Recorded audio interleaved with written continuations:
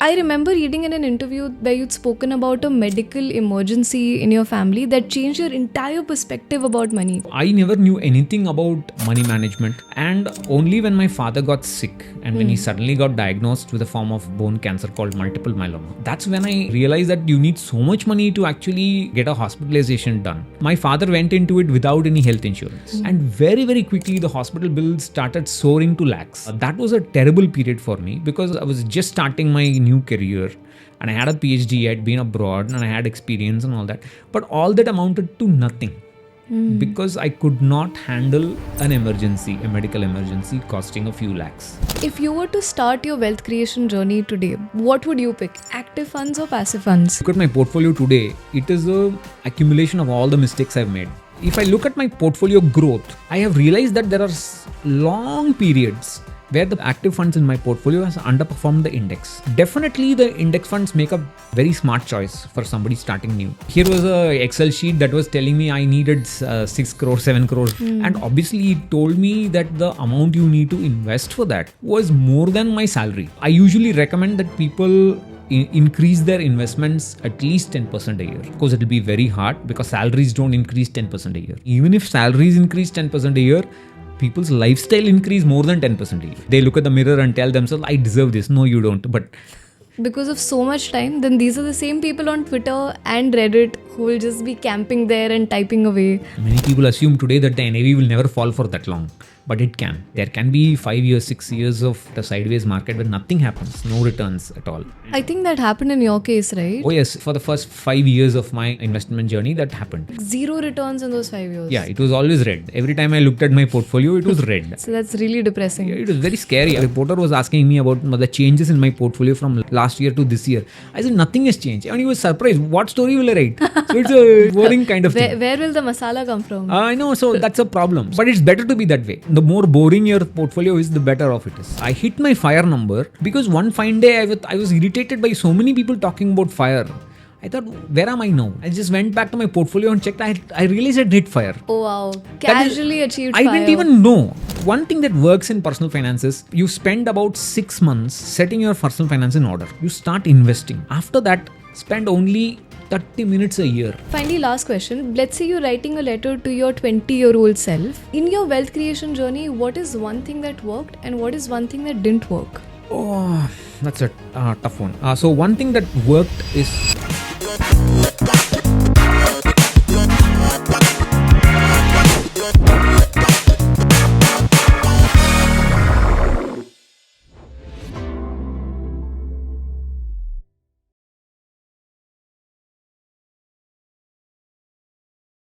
Right now, FIRE or Financial Independence Retire Early is trending a lot. It's gotten super popular. For most people my age and my generation, it is almost as appealing as buying a Mercedes or a duplex house, right? So what do you think that reflects about us, or what do you think that says about us? Important. I'm happy that the newer generation is thinking about retirement planning a lot more. Of course, many of them go to the extreme of wanting to retire by 45 or maybe even 40. But that stems from, I would say, work pressure.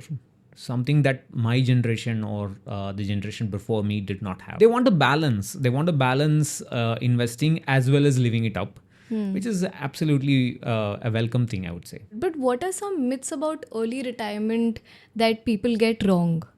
So the most important thing about early retirement is that they think that they can have a very large equity exposure after retirement. But the problem with that is that if there is a bad sequence of returns, especially in the first few years of after you retire, then that could deplete the corpus a lot sooner. So I would say the biggest problem is wanting to beat the market after retirement, trying to get an alpha after retirement, and trying to have too much equity exposure after retirement. I get a lot of ridicule on Reddit, particularly Reddit, more than anything else, any other forums, for saying trying to aim for a much more higher corpus. Don't just stick to the usual 30x, where X is your annual expenses, 30x, 35x kind of retirement corpus. Aim for something like 45, 50x and then retire. Some people agree with me, but many people are angry because it would mean that they have to postpone their retirement planning. Yeah. But I would say it's better to err on the side of caution. Yeah, now there's so many sub definitions like fat fire, lean fire, yes. and I've lost track, and some of them I don't know because these are evolving as we speak. But the idea of mini retirement has come in now, where people say, I want to take a break for a few years. So that is a good idea, I would say, rather than actually saying, I want to stop working forever. Suppose you're burnt out and then you take a break for a year, or you want to switch careers. More than the money, they should have a solid plan of how they're going to spend their time after they quit the job. If they're not productive after retirement, I think they're just opening the gates to all sort of diseases, mental illness, physical illness to come in. But that requires some planning. because of so much time, then these are the same people on Twitter and Reddit who will just be camping there and typing away.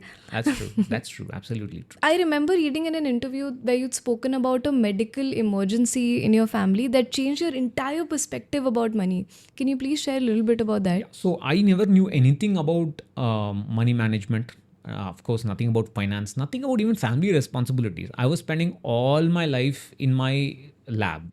And only when my father got sick and when he suddenly got diagnosed with a form of bone cancer called multiple myeloma, that's when I realized that you need so much money to actually get a hospitalization done. My father went into it without any health insurance. And very, very quickly, the hospital bills started soaring to lakhs. That was a terrible period for me because I was just starting my new career. And I had a PhD, I had been abroad and I had experience and all that. But all that amounted to nothing. Because I could not handle an emergency, a medical emergency costing a few lakhs. So I'm talking about 3 lakhs in 2005 to 2006. So that's quite a lot of money now. Yeah. Right? So thankfully, I had my brother-in-law to bail me out and offer me an interest-free loan. Okay. But until I paid off that loan, which took me another 2-3 years until my pay hike, until that period, it was a period of very low self-esteem for me.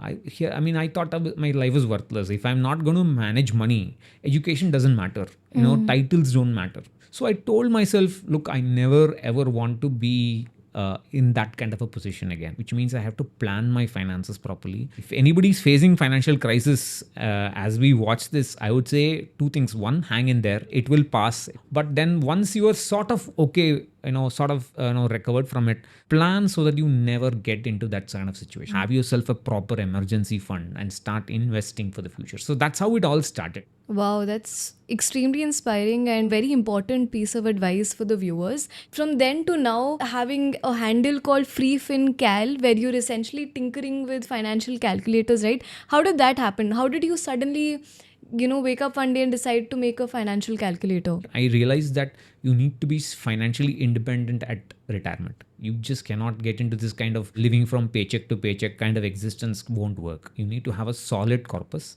And I started making calculators based on the available information then.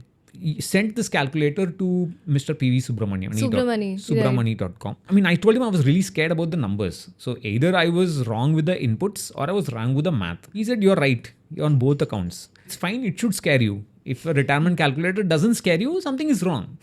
So that is the ultimate test. Yes, it is the ultimate test for most people. I've had people who have lost sleep for 2 days, 3 days, even weeks because they have realized that they have not done anything for retirement. Thankfully, I was like 34, 33 around that time. And he said, don't worry about it. You still have a lot of time. Start investing. And there was this website called One Mint. It was run by somebody called Manshu Verma.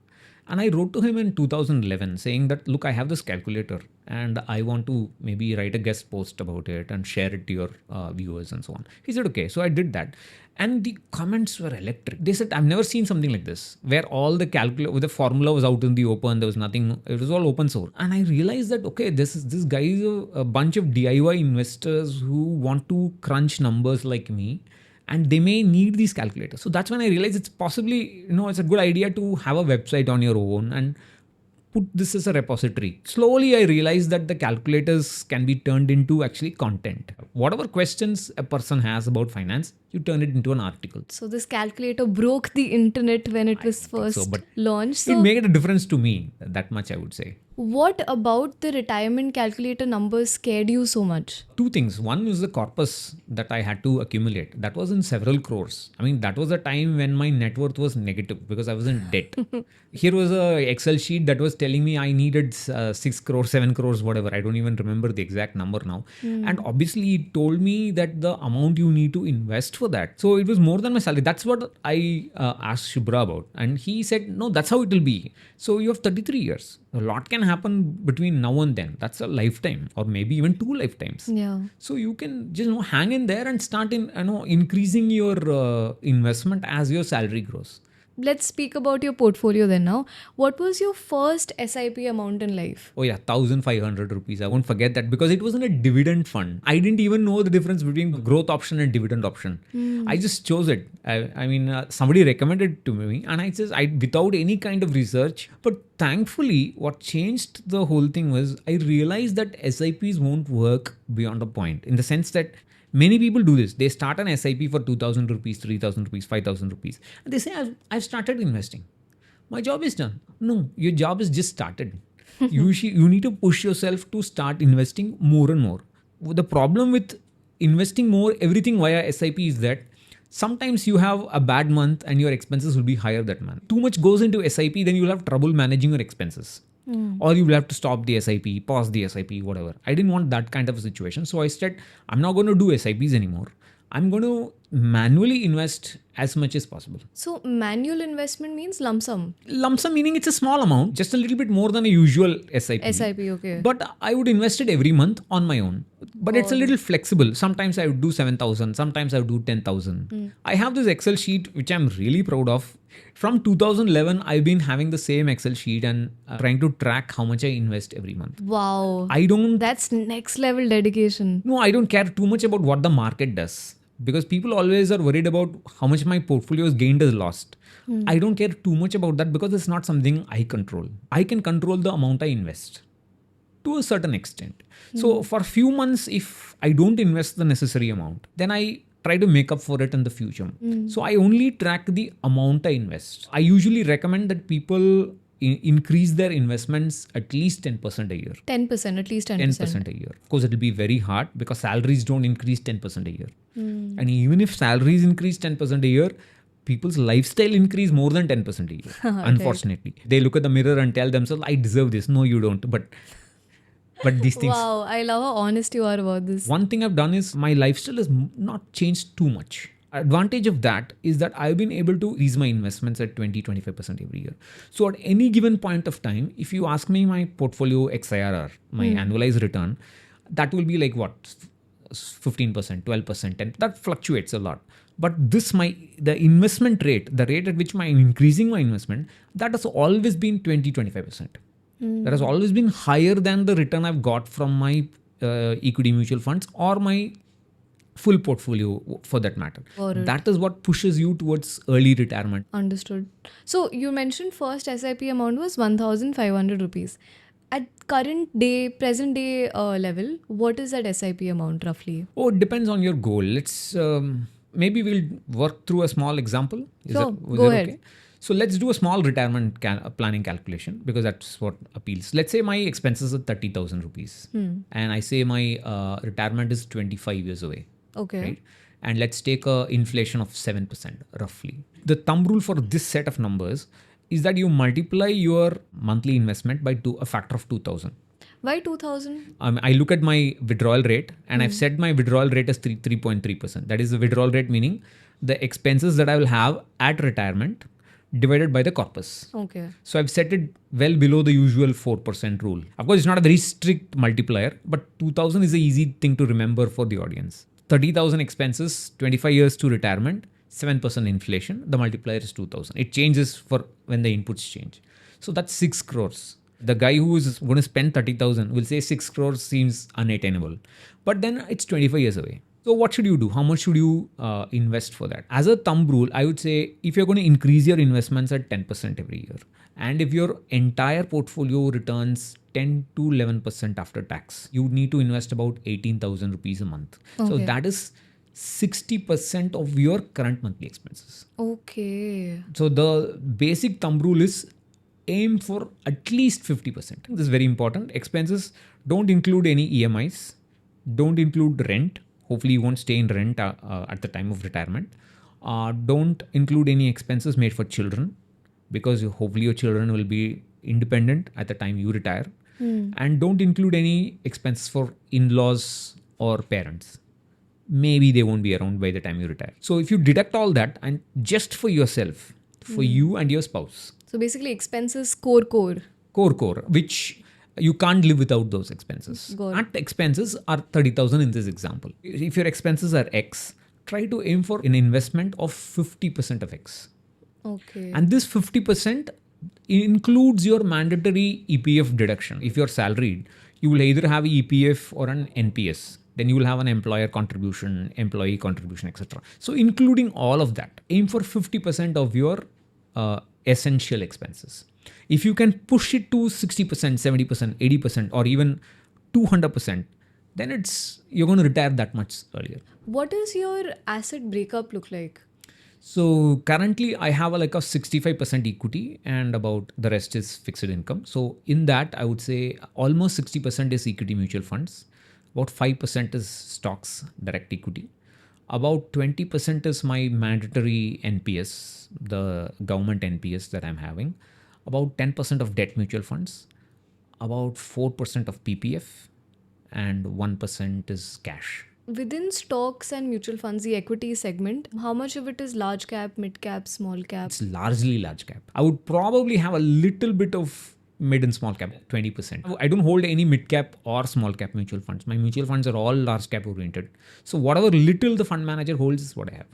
And ballpark figures, what is the size of your retirement corpus? I don't usually reveal the corpus, but I'll talk in terms of the expense multiple. Sure. 30x is considered as the threshold of financial independence. That if X is your annual expense, if you have a corpus of 30 times the annual expense today, withdrawal rate will be about 4%.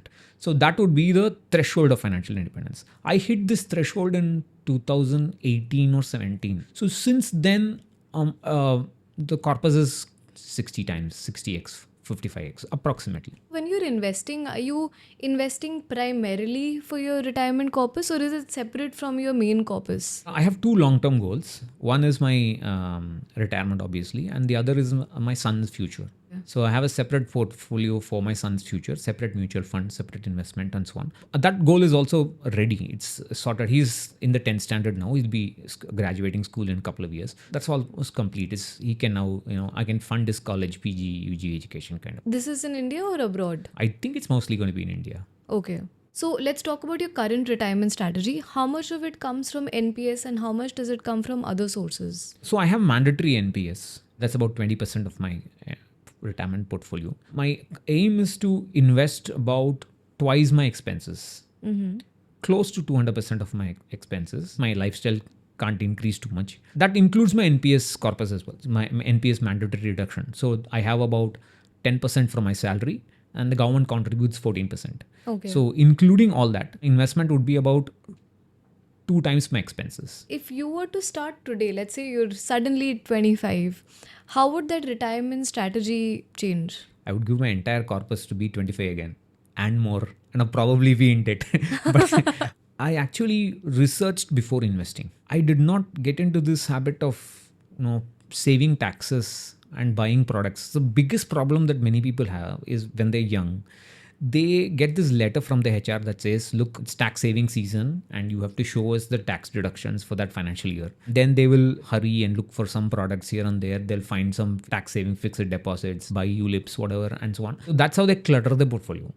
That did not happen with me for some reason. Maybe I just chose not to wait a bit or my income was pretty low at that time. I'm talking about 2006-07. My primary investment was NPS. When I joined IIT, because it's mandatory, it's a deduction. Yeah, I think you were among the first few set of people to actually be able to access NPS, right? Correct. Actually, at that time in 2006, it was not in the market. NPS was not yet ready for the money to be deployed into the capital market. They were giving a fixed return of 8%. Actually, IIT was managing it until 2010 almost. So I would say if you're young, in addition to your mandatory deduction, if you're salaried, start investing in equity. start Okay. investing in an index fund. In my parents' generation, pension was a massive retirement shield, which more or less doesn't exist now because a lot of my friends and I were working in companies and they know pension plans per se. So we naturally veer towards having a retirement corpus. How important is it to work towards that or enroll in a pension scheme? Definitely, a pension still has a role in a retirement plan, but it cannot be the central role because there's inflation to factor in. So, for example, my mother's pension today is lesser than the money needed for all her medication. Oh, Although it is impossible to fathom, she retired in 2002. She gets government pension. That pension has increased year on year at about 13%. It's a 13% increase. despite that, it's falling short. It's still short because the baseline was low. So no company can survive giving out a pension that increases 13% a year, Yeah. which is the reason why NPS came into place. Pension cannot be the central part. It cannot be the protagonist of a retirement corpus. But it can certainly be a side player. And because a retirement corpus, like PV Subramaniam says, it should be a retirement basket. You should have your equity mutual funds, you should have your dividend stocks, you should have maybe rental income, maybe your passive income, maybe some active income, and then some pension. What we call as an income floor. Your expenses are going to increase year on year because of inflation, but you are guaranteed of some baseline income. And that baseline income can come from a pension. And then you have other sources, from your mutual funds or stocks. What about those people who rely on SWP from their mutual fund investments as their retirement plan? What can go wrong in that situation? I think the mutual fund industry has beaten the SIP drum long enough and loud enough that everybody knows about SIP now. Now they've changed track and gone to SWP. They have understood that a lot of Indians are retiring rich and there's going to be a lot of retirement corpus. So if you take this retirement corpus and push it into equity funds or equity oriented funds or balanced advantage funds, whatever you want to call it, hybrid funds, market the concept of an SWP in retirement, then you can say that you can get an income and your corpus can also grow. The problem there is that if there are a few years of negative returns and if you want a steady income from an SWP, then you will have to start selling more and more units when the NAV falls down. Many people assume today that the NAV will never fall for that long, but it can. There can be 5 years, 6 years of a sideways market where nothing happens, no returns at all. And I think that happened in your case, right? oh yes, for the first 5 years of my investment journey, that happened. But thankfully, that was my accumulation phase. Like which time period are we talking about? 2008, June 2008 to December, November 2013. Zero returns in those 5 years. Yeah, it was always red. Every time I looked at my portfolio, it was red. So that's really depressing. Yeah, it was very scary. I thought I was making a mistake. And my wife and my mother warned me that you're doing something wrong because nobody else had equity experience in the house. The problem with SWP is that if you have those negative returns after you retire, especially in the first decade of your retirement, then for a fixed income, for a steady expenses that you want, or an income from the SWP, you will have to withdraw more and more units as the NAV falls down. If you withdraw more and more, you're going to get depleted. The corpus is going to get depleted because mutual funds don't have any concept of interest. When you redeem from a mutual fund, you are not redeeming only the profits. You can't only book profits from a mutual fund. You can only buy units and sell units. When you sell a unit, part of it will be the principal, the amount you paid, and part of it will be the profit. So every time you redeem, you're going to eat into the corpus, right? And if you are going to have a bad set of returns from the market, then you're going to withdraw more than what you expected. There's nothing wrong with the SWP per se, but do it from a fund which does not fluctuate too much. Okay. Do it from a money market fund. Do it from an arbitrage fund or a liquid fund where the NAV is reasonably steady. Do an SWP from an income bucket. There can be growth buckets where there is a hybrid fund or equity funds per se. But that growth bucket you don't touch. It grows. When there is a stellar return in the market, then you can take some money out or you can shift some money from the equity bucket to the income bucket. It matters where you do the SWP from. That's what I'm trying to say. So in terms of a split, right, how much should be in the income bucket and how much should be in the latter? Let's say I have a 100 rupee corpus. I would recommend putting 50 rupees in the income bucket. This should give me inflation indexed income for the next 10 years to 15 years in retirement. Okay. So for the first 10 years to 15 years, I'm reliant on this income bucket, and that's going to give me guaranteed income without too much of fluctuations. And then the rest 50 rupees, 25 rupees you can put a medium risk bucket and 25 rupees in a high risk bucket. The high risk bucket will have 100% equity. The medium risk, let's say it has about 25% equity, 75% fixed income. A lot of us, including viewers who are watching this, are long-term investors. How does one deal with those periods of negative returns? Oh, it is pretty tough, especially now, because there's so much of noise around us in social media. I was very emotional about my retirement, in the sense that because of what happened to me, because I got into debt very early in life, before I even started my career properly, I told myself I cannot be in that position again. So I said, okay, the returns are negative. Let it be negative. I'm not going to retire tomorrow. I have 30 years, I have 3 decades, I have 2 decades, 25 years, whatever. So let me sit it out. Because of that, I was able to wait. But that wait changed my life. Late 2013, when the market picked up, I gained a huge amount every month. Much more than what I was investing every month. The gains was so high that I had to learn units place, tens place, hundreds place again to actually check my portfolio, because I opened my portfolio one day and it looked a lot bigger. It did not look like my portfolio. It was so much higher. I thought somebody had made a mistake and gave me some money extra. That's the power of equity. That's the power of equity. But if you want the rainbow, you must handle the rain. That's what Dolly Parton said. I mean, you must be ready to go through these phases of extended phases of negative returns in the accumulation phase. You cannot afford to handle it in the withdrawal phase. The dynamics in the withdrawal phase is very different. In the accumulation phase, you're young, you have 20 years to retirement, which is what I think most of our viewers are going to be. Yeah. I would say for them, it doesn't matter. You have to relish your negative return periods. Don't worry, don't withdraw your amount. Wait, just push in more. If possible, invest more. Then your life will turn the next time the bear market turns to a bull market. That's next level drive and self-belief, really, because as of April this year, the SIP stoppage ratio is some 300%, which means that people are either discontinuing their SIPs or switching to other funds. What do you think explains this, and do you think it's a good idea to stop your SIP given the market conditions? There are 3 reasons why people stop their SIPs. Okay. One is that they are investing for the short term. There are many people who look at the bull runs and say, okay, last 2 years, last 1 year, this fund has given me 35%, 25%, 27%. So let me invest in it and let me expect the same return. And then they don't get the return. Obviously, you're never going to get the same return. When there's a big downturn, they stop their SIPs. And they also invest for short-term goals. There are people who invest 100% in equity for needs that are 3 years away, 4 years away, and so on. Definitely when the market hits, they must stop investing in equity because they don't have a plan. Yeah. And then the other set of people, they don't have any kind of emergency fund. So every time they hit into some kind of financial crisis, and some of these guys use credit cards and they rack up debt. Yeah. And they suddenly wake up one day and say, oh, my credit card charges me 45% interest rate. I didn't know it. Minimum amount due. Exactly. Precisely. Such a big scam, no? Yeah. So, but if you actually look at the interest, it's 40-45%. So they realize that, and then they pull out their SIPs and, pay the credit card debt and so on. 2 essential things here. One is, don't be in a rush to invest. It's okay, you understand they need to investing early and so on. But make sure you have enough emergency fund. At least accumulate 3 months of expenses as an emergency fund before you start your SIP.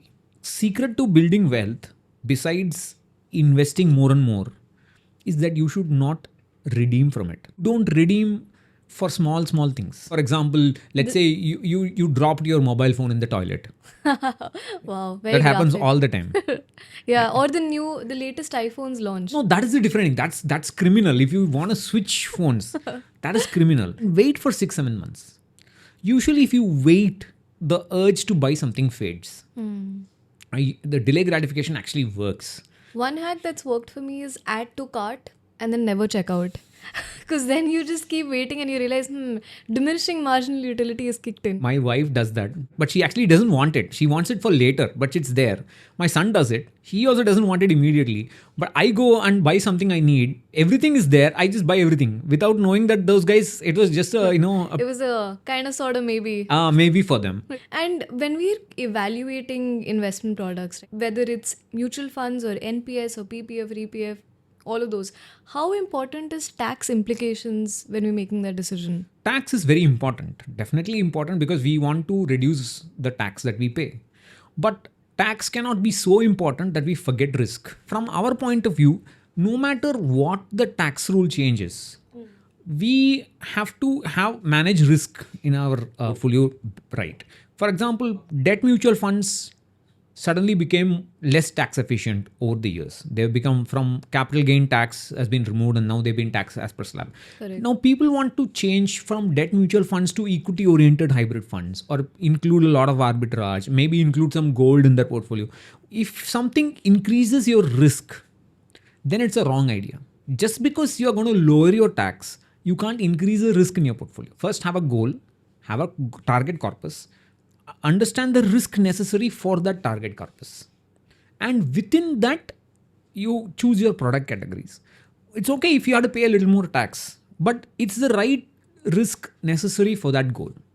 So taxation is the next part. Let's say if you want to compare a fixed deposit and a debt mutual fund, on paper, if you look at it, both of them are taxed as per slab today. Which in my opinion is wrong, because a debt mutual fund is capital market linked. It should be taxed as per, there should be a capital gains tax, which it was, but now it is gone. But even then, a debt mutual fund over a long term period is much more beneficial than a fixed deposit, because in a debt mutual fund, you pay tax only when you redeem.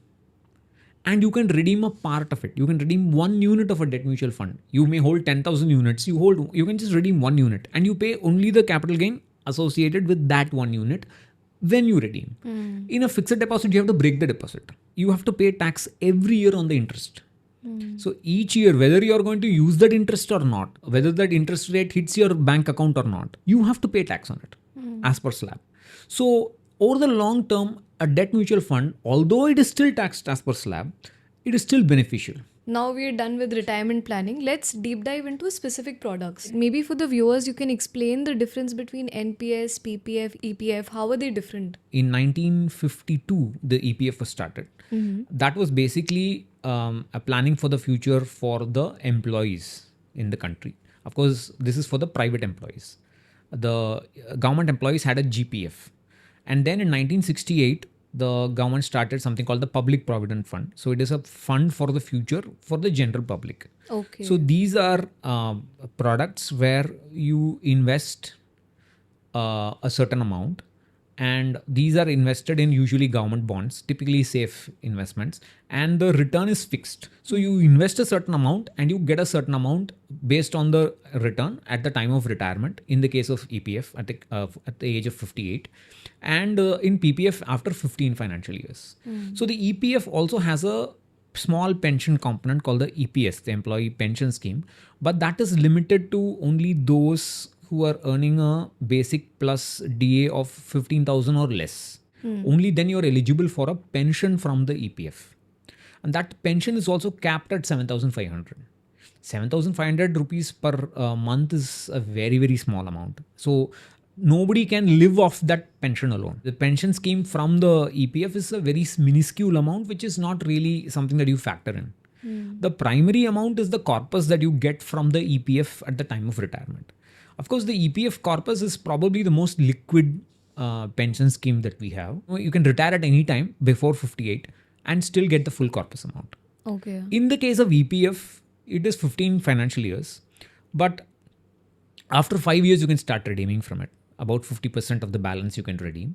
And though one great thing about PPF is you can keep renewing it for 5-year periods after the first 15 years. Compared to that, the National Pension Scheme is a capital market linked. So it is a combination of debt mutual funds, equity mutual funds, and something called an alternate investment funds. Alternate investment funds are basically, they invest in REITs, they invest in InvITs, and they can invest in venture capital, private equity kind of thing, but it's a very small component, not more than 5% of it. That's the so-called A scheme, alternate scheme. You have an equity E scheme, a government G scheme, and a corporate bond C scheme. Those are the basic scheme names. But the difference in the NPS is it is completely market linked. The problem I see in the NPS primarily is that it has a very hard exit rule at 60.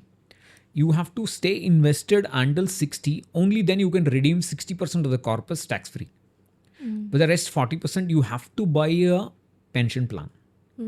And although the name says National Pension Scheme, the scheme does not give a pension. The scheme only builds a corpus for the pension. You have to take the amount and transfer it to a life insurer, and you have to buy an annuity plan from the life insurer and get the pension scheme for that.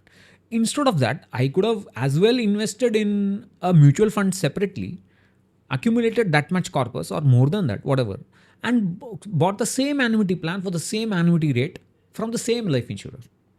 So in that sense, there's nothing unique about that NPS pension scheme except for the fact that it is a government run mutual fund. That's how you can look at it. If I were to start investing in NPS today, what would my equity allocation look like? And how does it change if I'm in my 20s, 30s, 40s? So the NPS has got many options for asset allocation. So like I said, there are now 4 product classes in the NPS. The E is for equity, G is for government bonds, C is for corporate bonds, and the A is for the alternate investment class.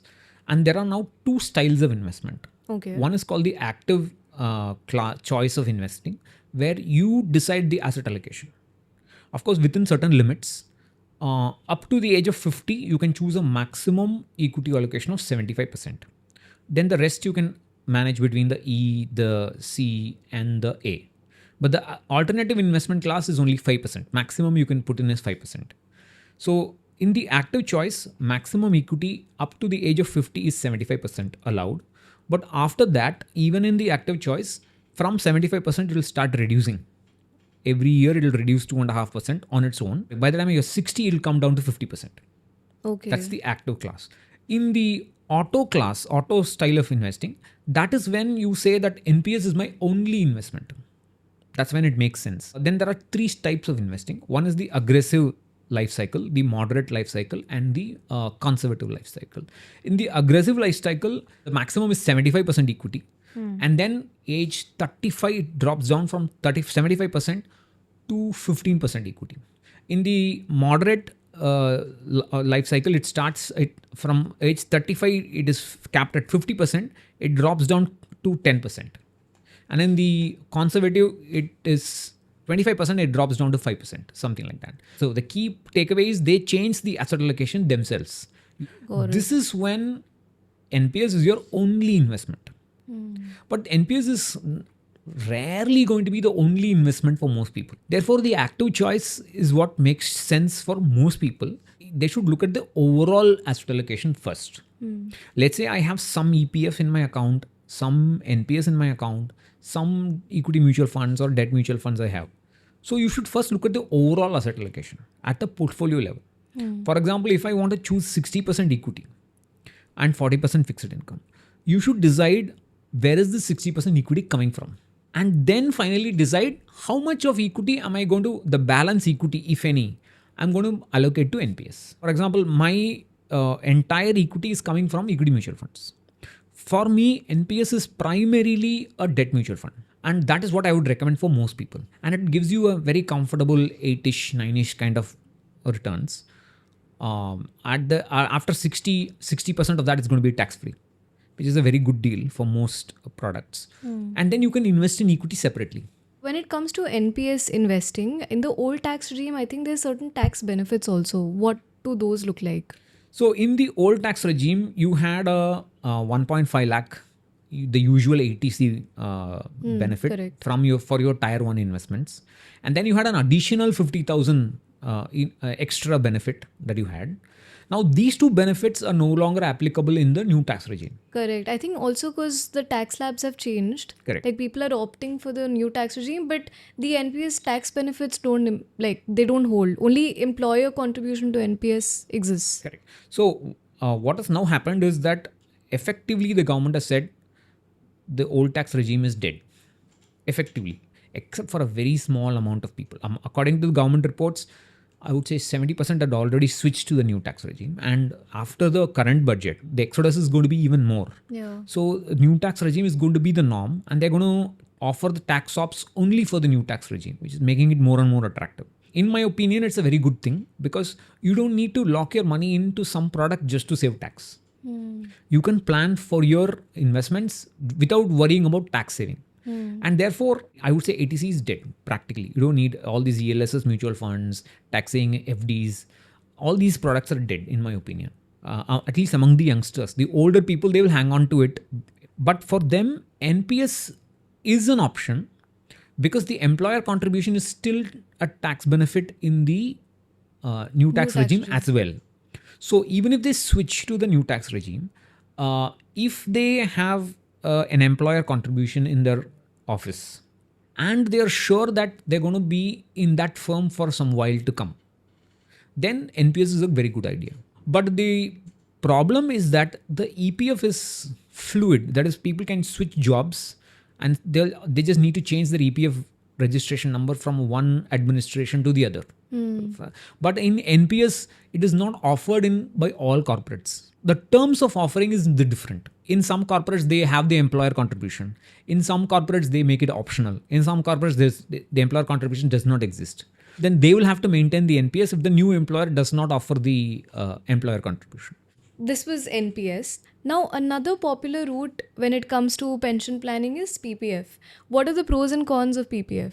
There is no other fixed income product that allows you to invest anywhere between 500 rupees to 1.5 lakhs every financial year. So the way I use PPF is I just maintain my PPF. Whenever there's a bumper return in the stock market, I rebalance the portfolio by taking some money and shifting it to PPF. So I can put a maximum of 3 lakhs there, and that 3 lakh is tax free. So that is the biggest, in my opinion, the biggest advantage of PPF. And the second big advantage is you can keep it alive forever. Yeah.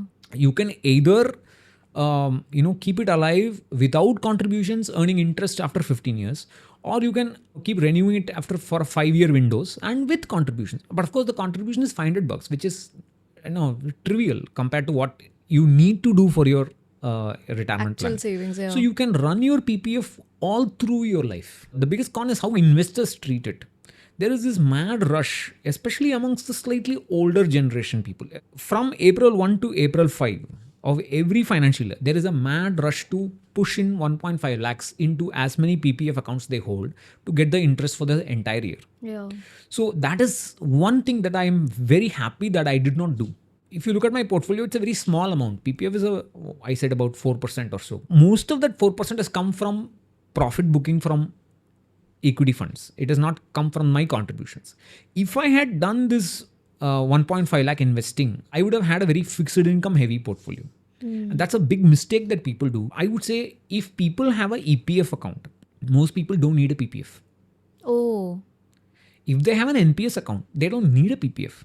That's why I'm saying look at it from an asset allocation level. It's a one-way rebalance. Of course, it's a one-way. You can only shift from equity to PPF. Typically, you can't shift back because of the liquidity concern. But that's fine for my son's education. I wanted to accumulate in fixed income the necessary amount for his UG first. So I started rebalancing, and by the time he was in this 7th standard or 8th standard, I already had enough in fixed income portfolio for his UG, for a typical UG course. So now I could take more risks with the equity allocation. I could maintain a higher level of equity so that I can invest for his PG or something else in future. Marriages are hugely expensive these days. Super expensive. Most young people can't afford it. They want that Sabyasachi lehenga. Now there are social media managers for weddings also. Absolutely. And whatever you do, how much ever you spend, there'll always be relatives who complain. Someone will be ranting on the side. You might as well buy a pension plan with it and be secure. Springboarding from something that you'd said about EPF versus PPF, do you think investing in PPF makes sense considering EPF has some return of 8.25% and PPF gives a return of 7.1%? From an asset allocation point of view, people who have EPF don't need PPF. Most likely the EPF is going to be the dominant factor in their portfolio, already it will be the dominant factor at the portfolio level, which means that they would be needing to invest more in equity. Because their EPF is very strong, there's a mandatory deduction, it keeps increasing as their salaries increase and so on.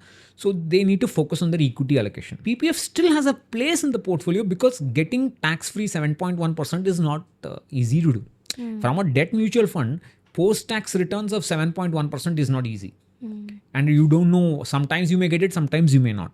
So PPF is still a good product. But like I said, use it for shifting from equity to fixed income as a way of rebalancing, not as your primary product. I remember you'd also once mentioned that in the 1990s, PPF and EPF used to give high returns to the tune of 12%, 14%, back when the government was nearly bankrupt. Should one still consider PPF given those rates don't exist now? First of all, I think we should be thankful we don't have those rates. Yeah. Because that would mean the rupee is extremely weak. So we should be very thankful that inflation is low compared to then. And therefore the PPF returns, fixed income returns are low. So it's counterintuitive. Tax-free 7.1% or 7%, even 6.5% is a very good deal. But it is a good deal within an asset allocation. If my asset allocation is 70% equity and 30% fixed income, I should only have 30% fixed income. Even if I get 10% tax-free return, it doesn't mean I push in more to fixed income. I know you're someone who strongly advocates for index funds, yet at the same time you consider exploring NPS as an option too. For a 25-year-old, should someone max out their NPS limit or should they invest in index funds through regular SIPs? Yeah, so that's a really interesting question. Actually, there are many people who believe NPS are also index funds. NPS is technically not an index fund. Right. It is actively managed. However, if you look at the NPS portfolio, you can fill a 40 pages notebook with it. It's a huge portfolio. It's a huge PDF document and they hold everything under the sun. So it is a reasonable, low cost, all market fund. In effect, the NPS is also kind of an index fund kind of thing. For example, if you look at the Nifty, the top 5 stocks, 6 stocks will occupy 50-60% of the Nifty. It doesn't have that much of concentration issues in the NPS portfolio, but it also is an index fund. In a way, it is an index kind of fund. You don't get too much of returns more than the market. You can have NPS in the current situation if your employer offers it. Then it gives you tax breaks. But then again, look at the asset allocation. I would suggest keeping it simple. Make NPS a very nice, simple, clean debt instrument. Hold your equity elsewhere. In index funds, use your Nifty Next 50 kind of things for your index investing, equity part. Understood. Yeah, I think that's a good strategy. Now, NPS and PPF have really long lock-in periods which come in the way of early retirement.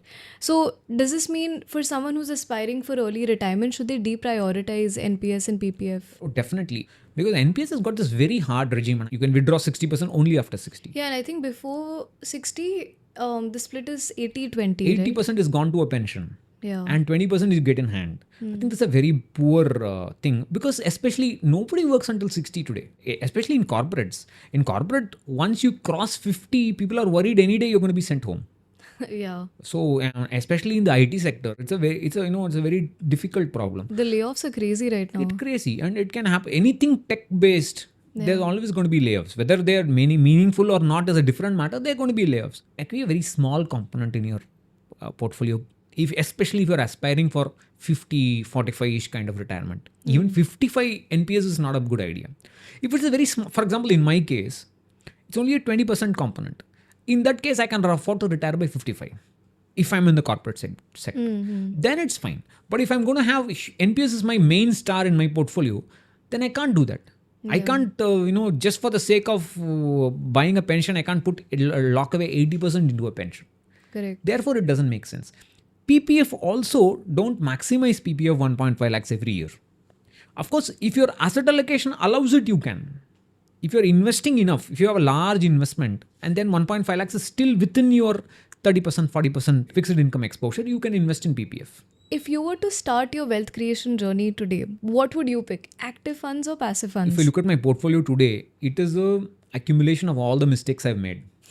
I think at some point, I think in 2018 or 19, I've just decided I'm going to stop making mistakes and not add funds unless I need it. And therefore, there's kind of some residue. That's what I have. If I look at my portfolio growth, I have realized that there are long periods where the portfolio has underperformed. The active funds in my portfolio has underperformed the index. Therefore, definitely the index funds make a very smart choice for somebody starting new. However, the active versus passive debate should not be at the forefront of a discussion.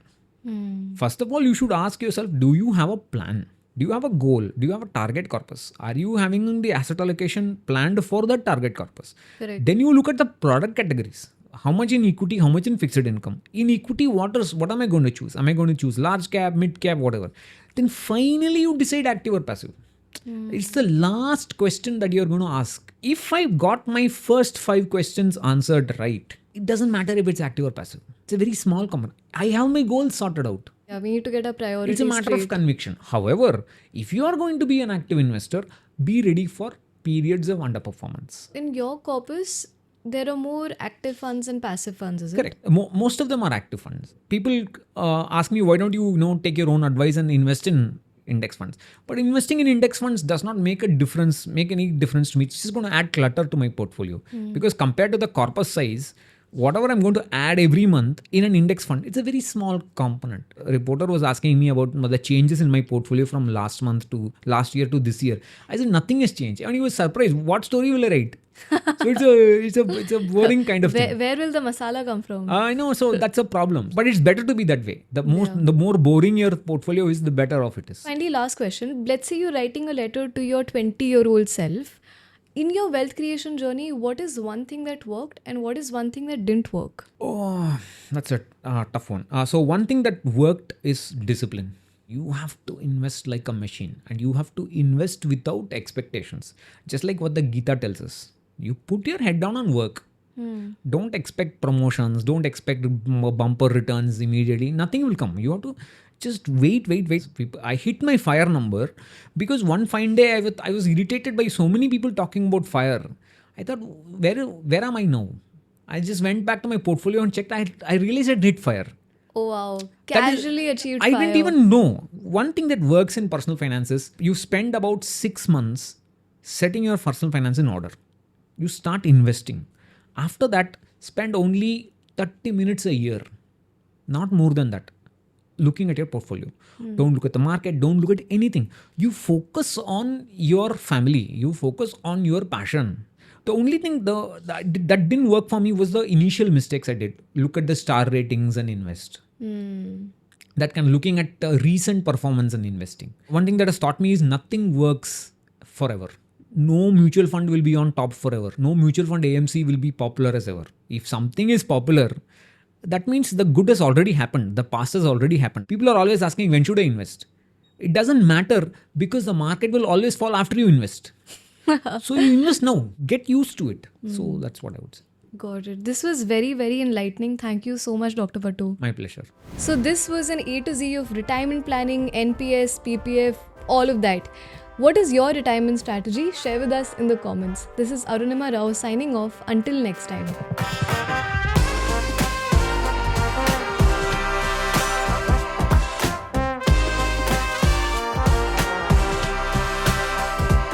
Investment in securities market are subject to market risks. Read all the related documents carefully before investing. Please read the risk disclosure documents carefully before investing in equity shares, derivatives, mutual fund, and or other instruments traded on the stock exchanges.